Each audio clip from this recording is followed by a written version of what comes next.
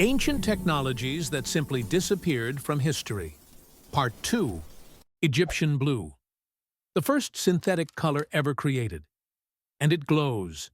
Created in ancient Egypt around 2500 BCE. But this wasn't simple paint. One mistake, and the color was destroyed. Artisans mixed copper-rich minerals, sand, limestone, and desert salts. They heated it carefully. Too hot, it turned black. Too cold, nothing formed. They had to hold the heat at the perfect point. No thermometers, no modern tools, only experience and failure. What they created lasted for millennia. While other pigments faded, Egyptian blue stayed vivid on tombs sealed for thousands of years. And here's the part no one expected. Under infrared light, it glows, emitting energy the human eye can't see, something the Egyptians couldn't detect, but somehow controlled. Then the knowledge vanished.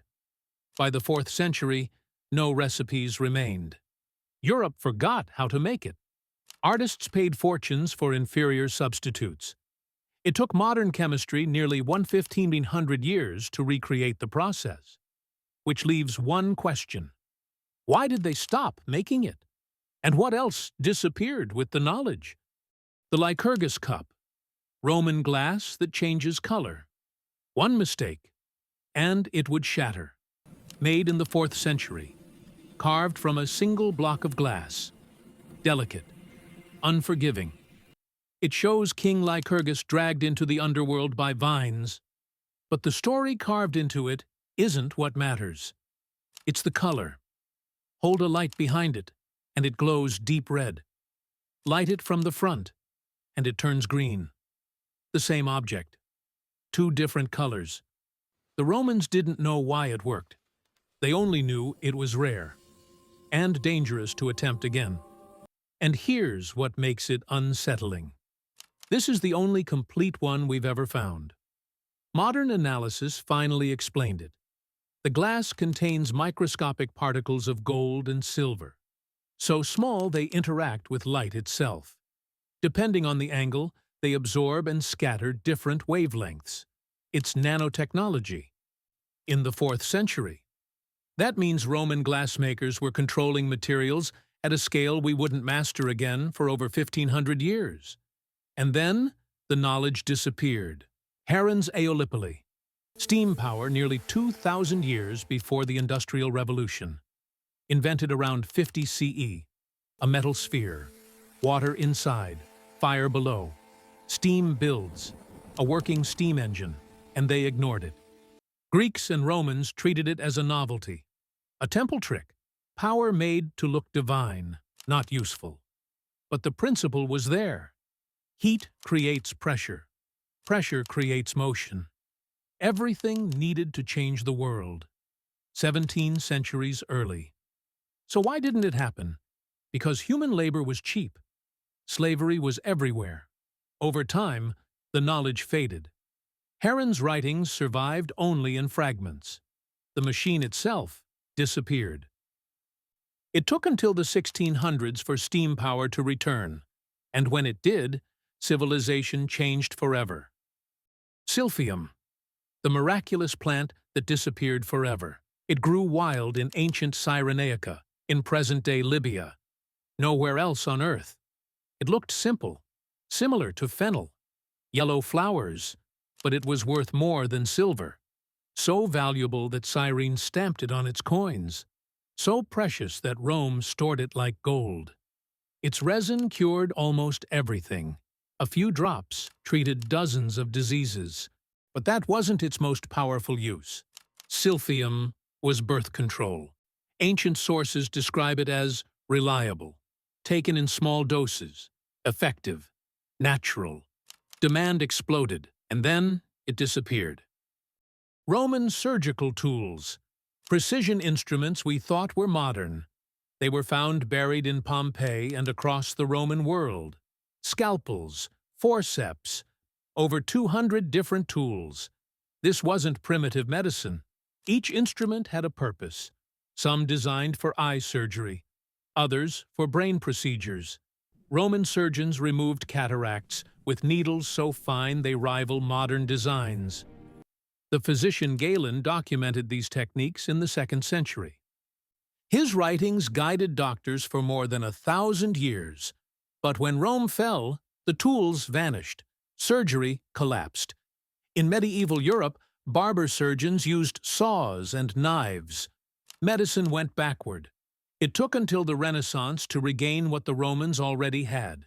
16 centuries later. Incan rope bridges. Engineering masterpieces built without a single nail, suspended over deep Andean gorges. 30 meters across, above raging rivers, and they carried armies. Here's what makes that unsettling. The Incas had no iron, no steel, only grass. Ichu grass twisted into cords, braided into thick ropes, woven into cables strong enough to hold a bridge. Each one lasted decades. Every year, communities rebuilt them, not as repair, but as ritual. No blueprints, no written plans. The knowledge lived in hands. The bridges moved with the wind. They flexed instead of snapping. The same principle used in modern suspension bridges. The Incas mastered it centuries earlier. Spanish conquistadors feared them. Some refused to cross, but Incan messengers ran across them daily. When Spain cut the bridges, communication collapsed. Within a generation, most were gone. One survives. Coahuachaca, in Peru. Rebuilt every year. 600 years of knowledge, barely hanging on. Viking sunstone, finding the sun through clouds and fog. Norse sagas spoke of a stone that could reveal the sun in any weather. For centuries, historians dismissed it as myth. Then, in 1967, everything changed. A crystal was recovered from a sunken Viking ship. Iceland's spar, a clear calcite crystal with strange optical behavior. Hold it to the sky, rotate it slowly. Even under thick clouds, the sun appears. Light entering the crystal splits in two images. When both reach equal brightness, you're aligned with the sun's true position, hidden by clouds, even below the horizon. This is how Vikings crossed the North Atlantic. Iceland to Greenland, Greenland to North America, through fog, through storms, without magnetic compasses. Modern experiments confirmed it. Accuracy within a few degrees, enough to navigate open ocean. And here's the part most people miss. Magnetic compasses failed near the poles, but sunstones worked anywhere. For Arctic waters, Vikings had better navigation than medieval Europe ever did. Göbekli Tepe, monuments built before civilization, discovered in Turkey in 1994, dated to around 9600 BCE, 11,000 years old. Massive stone pillars arranged in circles, some weighing up to 16 tons. And here's the problem. This was built before agriculture, before pottery, before metal tools, before writing. Hunter-gatherers built this. People we were taught were just surviving.